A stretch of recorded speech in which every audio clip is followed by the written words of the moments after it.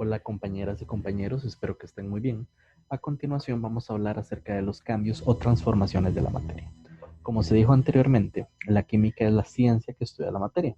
Pero ¿qué aspectos estudia la materia? Uno de ellos son sus cambios. ¿Cómo cambia la materia? ¿Cuáles son las transformaciones? Como les he dicho anteriormente, este es un tema introductorio, así que vamos con lo más básico, fundamental de los cambios de la materia. Más adelante vamos a estudiar lo que son las reacciones químicas, cómo estas se pueden representar por medio de ecuaciones, vamos a hacer cálculos con esto, vamos a ver varios tipos, etcétera. Por ahora vamos a empezar con una clasificación de estos cambios de la materia. Básicamente, cuando hablamos de cambios o transformaciones, podemos hablar de cambios físicos y cambios químicos. Entonces, ¿cómo distinguimos cuando ocurre un cambio físico de la materia? Es básicamente cuando una sustancia sigue siendo la misma. Cuando decimos que la composición de la materia no cambia. Es decir, que al inicio y después del cambio sigue siendo la misma sustancia. Es decir, vamos a decir que se mantiene la composición de la materia. Ejemplos de esto, por ejemplo, el quebrar un vidrio. Antes es vidrio, luego de quebrarlo sigue siendo vidrio. El arrugar o cortar una hoja de papel.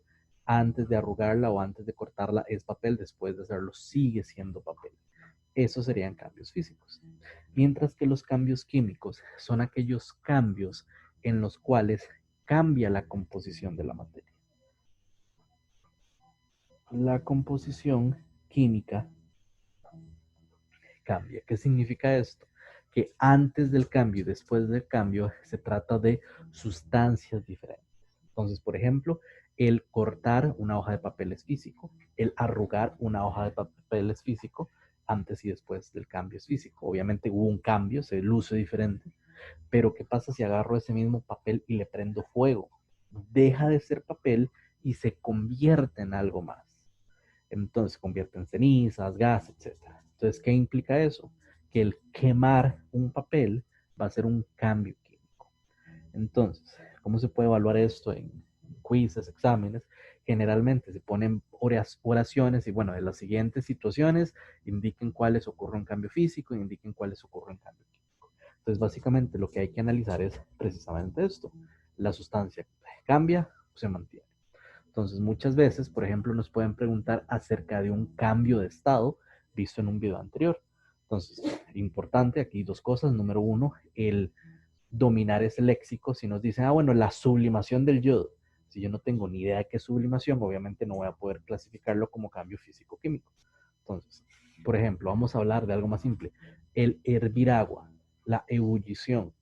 Yo tengo agua antes y después, tengo vapor, es diferente. No, sigue siendo agua, sigue siendo H2O.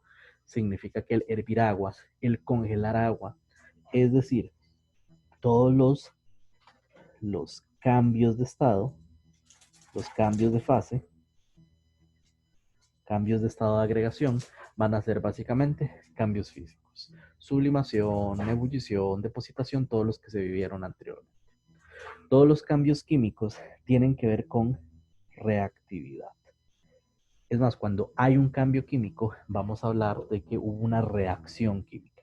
Insisto, más adelante vamos a profundizar. Algunos cambios químicos son procesos muy complejos donde intervienen muchísimos cambios, muchas reacciones químicas. Entonces, todo lo que tenga que ver con reactividad, pero con ejemplos más específicos de cambios químicos, podemos hablar de la oxidación. Un clavo se rumbró, un clavo se oxidó. Ok, es un cambio químico. Antes era, por decir algo, hierro, luego es herrumbre, características completamente diferentes. Podemos hablar también de la fermentación, ejemplo típico de una pregunta de quiz o examen. Se dejó un refresco de cas, un refresco de lo que sea, varios días fuera de la refrigeradora y su sabor cambió, se fermentó. ¿Qué implica eso? Ocurrió un cambio químico.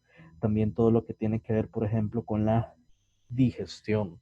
La digestión, tanto un proceso en el organismo, que uno conoce generalmente como digestión, o también hay procesos de laboratorio que se llaman digestiones, básicamente van a ser una serie de cambios químicos. Inclusive algo tan complejo como la fotosíntesis también va a considerarse un cambio químico.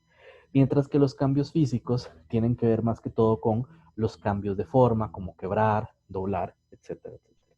Es importante también todo lo que tiene que ver con quemar algo, es decir, todo lo que tiene que ver con un segundo, con la combustión. Todo eso van a ser cambios químicos.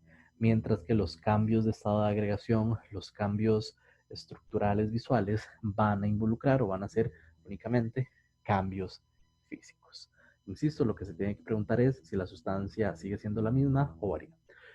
Preguntas un poquito quizás más, entre comillas, con trampa, podría ser que yo agarro una prenda de color y esa prenda de color la dejo al sol y se destiñó.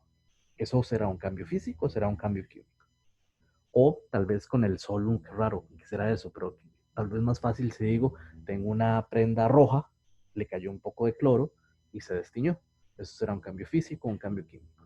Entonces alguien podrá pensar, bueno, es que la camisa sigue siendo camisa, si está hecha de algodón, por decir algo, sigue siendo algodón, pero el color cambió.